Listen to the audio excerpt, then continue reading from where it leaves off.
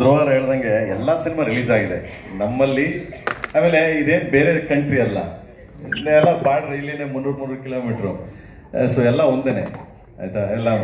But ಅಲ್ಲಿ ಏನಾಯ್ತು, ನಿಮಗೆ ಒಂದು ಸಣ್ಣದಿದು, ಮದರ್ ನಿಮ್ಮ ಮನೇಲಿ ನಿಮ್ಮ ತಾಯಿಗೆ ಯಾರಾದರೂ ಬೈದ್ರೆ ನೀವು ಸುಮ್ಮನೆ ಇರ್ತೀರಾ? ಯಾರಾದರೂ ಬೈದ್ರೆ ತಾಯಿಗೆ, ಸ್ವಂತ ತಾಯಿಗೆ ಹೊಟ್ಟೆಲಿ ಹುಟ್ಟು ಮಗ ಬಿಟ್ಟಿದ್ದು ಇಡ್ತೀರಾ? ಸೊ ಅದರಿಂದ ಹರ್ಟ್ ಆಯ್ತು ಅವ್ರಿಗೆ. ನಮ್ಮ ಕನ್ನಡ ಜನಗಳಿಗೆ ಅದು ಸ್ವಲ್ಪ ಹರ್ಟ್ ಆಯ್ತು ಅದಕ್ಕೆ. ಬಟ್ ನಾಟಕ ತಮಿಳ್ ಸಿನಿಮಾ ಯಾವ್ದು ರಿಲೀಸ್ ಆಗೋದು ಬೇಡ ಅಂತ ಅವ್ರು ಹೇಳಲಿಲ್ಲ. ಕಮಲ್ ಸಾರು ಅದನ್ನ ಹಂಗೆ ಮಾತಾಡಿದ್ರು, ಅದಕ್ಕೊಂದು ಜಸ್ಟ್ ಒಂದು ಸಾರಿ ಅಂತ ಕೇಳಬೇಕಾಗಿತ್ತು ಅಂತ ಸಿಂಪಲ್ ಅಷ್ಟೇ. ಬಿಟ್ರೆ ಇನ್ ಆಲ್ ಇನ್ ಒನ್ ಎಲ್ಲರೂ ಒಂದೇ.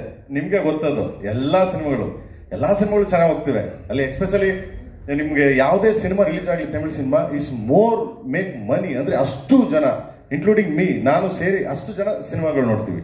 ಸೊ ಸಿಂಪಲ್ ಅಷ್ಟೇನೆ. ಅಲ್ಲಿ ಹೆಂಗೆ ಅಂತಂದ್ರೆ ಇವೆಲ್ಲ ಬಂದ್ರೆ ನಾವು ಆಲ್ರೆಡಿ ತಟ್ಟೆ ಇಟ್ಕೊಂಡು, ಸೊ ಎಲ್ಲಾ ತರ ಅಡುಗೆ ಮಾಡ್ಕೊಂಡು ಊಟ ಮಾಡ್ಕೊಂಡು ಬಂದು ಹೊಟ್ಟೆ ತುಂಬಾ ಬಡಿಸಿ ನೀಟಾಗಿ ನಿಮ್ಮನ್ನ ಸಂಸ್ಕಾರ ಮಾಡಿ ಕಳಿಸ್ತೀವಿ.